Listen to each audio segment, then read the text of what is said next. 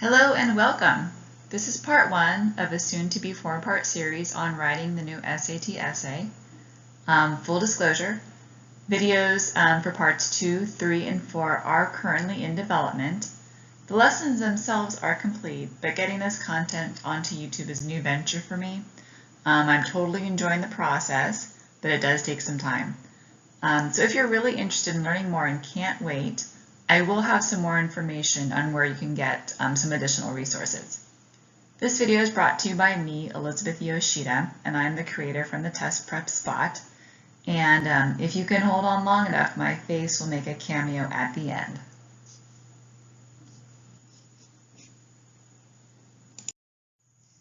So what's the plan? Like I mentioned, this is part one of a four-part series. Part one is introduction and background into the new essay. As I'm sure you know, 2016 brought some significant changes to the essay, and we'll talk about those. Part two is know these persuasive devices. I've identified some important persuasive devices to know specifically for the SAT essay, and I'll share them with you in this lesson. In part three, we will read and analyze a passage. We'll take one of the sample questions and really break it down and identify the persuasive devices used by the author. And finally, in part 4, I'll walk you through my step-by-step system for writing the essay. I give you a formula that you can use no matter what passage you're given.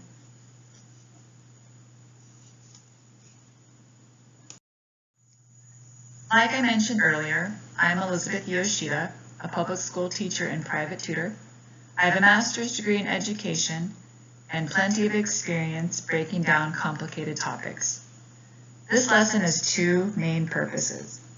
Yes, I want people to know that this lesson exists and that I have resources available for free and for purchase. But why? I truly believe that this method works. It is especially effective for students who need a formula to use when writing.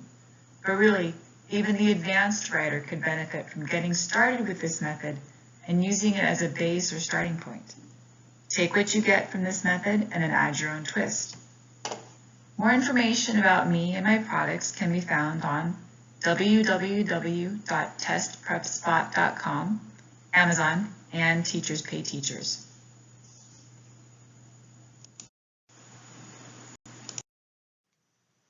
So the new essay, what is it? Well, let's start with talking about what it's not. You are not writing a persuasive essay. The persuasive essay is also known as an argumentative essay, and it's one of the big three writing goals for kids in public education in the U.S.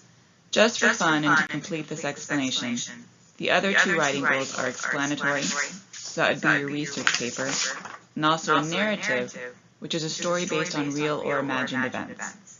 So again, you are not writing a persuasive essay. Also, when you write, you are not saying whether or not you agree with the argument being made in the passage. We all have opinions, but yours are not needed here. And actually, this is somewhat nice because you have to keep your opinion and emotion out of this essay. So what are you being asked to do?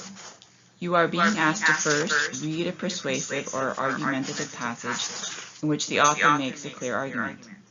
Then, write an essay to explain how the author uses persuasive devices to build his or her argument. If you want to think about this in terms of what you're doing in your high school English class, it's like this. Imagine that you've just written a persuasive essay. You are now going to take that essay and reflect on it to explain about how you persuaded your audience to take your side.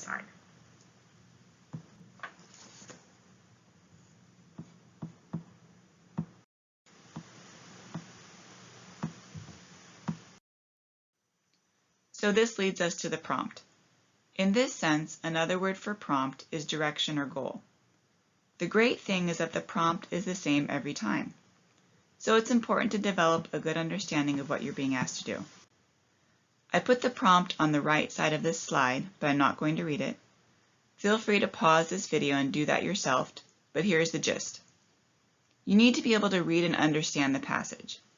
Then, based on that passage, write an essay in which you discuss how the author makes his or her argument through the use of persuasive devices, using your best English language writing skills to do so.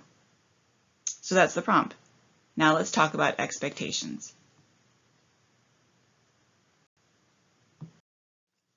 How is your essay going to be scored? Well, not electronically or by a computer like the rest of the SAT. Your essay gets scored by two people called readers, and it is scored in 3 areas: reading, analysis, and writing. Each reader gives each area a score that ranges from 1 to 4, then individual scores for each area are added together. So, the highest score an essay can receive is an 8 for reading, 8 for analysis, and an 8 for writing. Let's talk about these 3 areas a little more. The reading score is how well you use your essay to show your understanding of the passage. Don't write a summary. Instead, you will use your identification of persuasive devices and how they support the author's central idea to show your understanding. Analysis. This is a score that reflects your explanation of how the author makes his or her argument. Then finally, writing. These are your conventions. Well, first of all, did you answer the prompt? Organize your ideas logically? Did you use short and long, simple and complex sentences? And of course, you will want to consider your audience in your writing and write for the readers of academic essays. Finally, you're being scored on spelling, grammar, and punctuation. With the new SAT essay having just rolled out in 2016, it's a new test, and I wanted to give you a little bit of background about how I developed this method. If you do some internet sleuthing, you'll find that the College Board published 2 sample questions with sample student essays. They also call these example questions, but either way, they lead you to the same thing, and you'll find these on their website. They give us 2 sample passages with lots of sample student essays with all different combinations of scores. So I read them, and I paid special attention to those essays with high scores. Basically, I've identified the main elements that will earn a 4, 4, 4. I would highly encourage you to check out these sample questions and the sample student essays that go along with them. It is so helpful in knowing what to do and what not to do. The College Board also includes many full-length practice SAT tests, which include the reading, writing, math, and essay sections. While these full-length practice tests include answers for the multiple choice section, they don't include answers to the essay questions. Still, if you're looking to practice on your own, it's a good idea to use these passages to get an idea of the types of questions and passages that the College Board uses. As I mentioned in the previous slide, I looked at well-written student essays, really broke them down, and looked at why they were well written. Basically, I determined that you can write a 5-paragraph essay. That essay could include paragraph 1 being your intro, body paragraph 2 is the analysis of your first persuasive device, body paragraph 3 is the analysis of the second persuasive device, and then body paragraph 4 is persuasive device number 3. Finally, paragraph 5 is your conclusion. Okay, well, let's really break down what you need in a body paragraph and your discussion of a particular persuasive device. Now, this order for the body paragraph is not set in stone, but if you're just starting out with this process, or if you're not a confident writer, I'd encourage you to follow this order. When you have some more experience and confidence, you could get creative, but until then, I would rely on this system. So a body paragraph should include identification of the persuasive device, be clear and state the persuasive device that the author uses, link the device to the passage. I use link to mean the bridge or connection between the passage and your essay. So the link could be a direct quote showing how the author used the persuasive device, or the link could be a reference in your essay to the persuasive device. Explain why the author used this link. This is where you are specific and discuss why this link is persuasive to this particular argument. And then finally, explain how the persuasive device is persuasive. This is a generic statement that could be used in almost any essay to explain that persuasive device. And then just a quick note about scoring. Making sure you cover these 4 areas in each body paragraph takes care of your reading score, because you'll demonstrate comprehension of the central idea, and also the analysis score. This is the why and the how part of your body paragraph. Okay, just a few more things to think about. The essay is optional. Some colleges require it or recommend it, and others don't. This should be a consideration for you. If the colleges that you're interested do require it, then you should commit some time and energy to preparing for it. On the other hand, if the colleges that you're interested in don't look at the essay score, then perhaps your time is better spent preparing in other ways. Now, this next one is a biggie. The author's argument is not a secret. It is given to you after the passage in the second half of the prompt. Read this first before you even read the passage. This will help you understand the passage and the argument. It will also help you as you identify persuasive devices. The essay is at the end of testing, so you might be tired. You're not doomed. However, this does mean preparation is key, and I suggest having a system or method that you can rely on. Having a system will give your brain a break so you can focus on comprehending and analyzing the passage. You only have 50 minutes. I do say only because it's not a lot of time, so having that plan, that systematic approach, is key. Most likely you won't have time to write a rough draft. However, I suggest giving your essay a final edit at the end to correct for mistakes in spelling, grammar, and punctuation. Now, writing is a skill that is learned over time, so pay close attention to your high school English teachers. Believe it or not, they are preparing you to write this essay. Your ears in class should perk up when you hear ethos, logos, and pathos.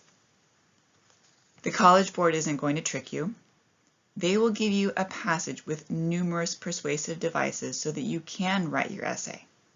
In fact, in part 3 of this series, I'll break down one of the passages and show you how that author used 9 different persuasive devices to make his argument. Your background knowledge can help you. You may get a passage from someone well-known or famous. Think about what you already know about this person and his or her style. For example, Dr. Martin Luther King Jr. If you receive a passage by him, you should immediately be looking for repetition. Think about his I Have a Dream speech.